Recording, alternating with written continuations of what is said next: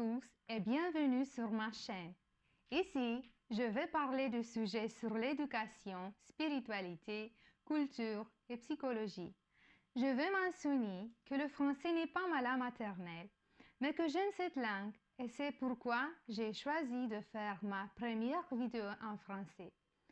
Aujourd'hui, je veux parler des types de tempérament et leurs caractéristiques.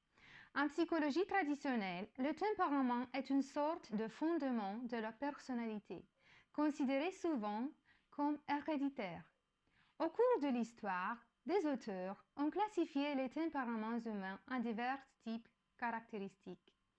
Hippocrate a effectué une classification des troubles mentaux en relation avec ces 4 éléments et il a associé 4 humeurs, le sang, la bile noire, la bile jaune et le flegme, correspondant ainsi à 4 tempéraments qui sont respectivement le sanguin, le mélancolique, le colérique et le flegmatique.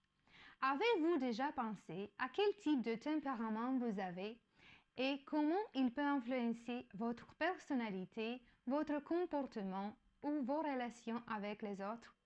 Eh bien, je veux vous dire que le tempérament ne change jamais.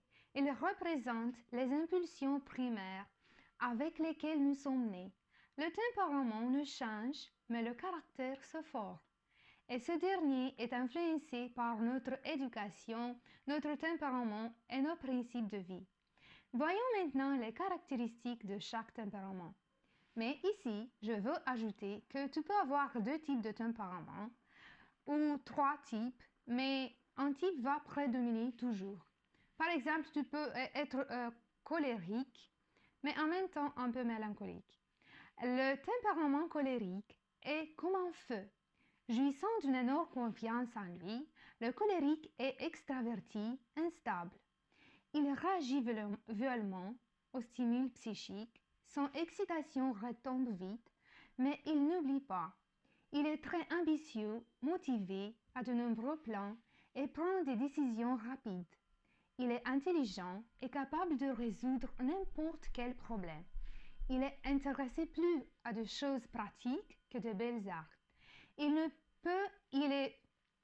Je veux dire qu'il est né pour être un leader.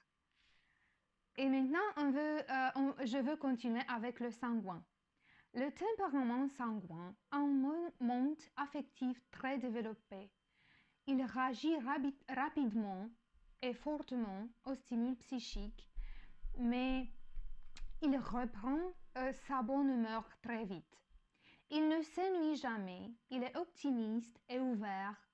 Les personnes qui ont prédominant ce type de tempérament sont sympathiques, ils parlent beaucoup, rient beaucoup et peuvent créer une bonne ambiance. La personne avec ce type de tempérament est sociable, mais son problème est que souvent il parle beaucoup et change après les gens. Le sanguin prend des décisions basées sur des sentiments. On continue avec le mélancolique. Le tempérament mélancolique se développe avec les années. Le mélancolique est introverti, sensible, émotif et instable. Sur le plan psychique, il est facilement triste et mélancolique. Par contre, il a la capacité de se sacrifier pour les autres et est un ami dévoué. Le but de sa vie est de vivre pour les autres. Il a pitié des pauvres, il aime beaucoup les enfants et les plus grands scientifiques et inventeurs étaient mélancoliques. Je continue avec le flegmatique. Le flegmatique aspire à la facilité, au confort et à la relaxation. Il aime la bonne nourriture, une chaise confortable, une belle chambre et la compagnie plaisante. Ils sont compétents à prendre du plaisir avec les bonnes choses de la vie et de fait tendant à être des personnes heureuses. L'humeur et la joie leur viennent facilement.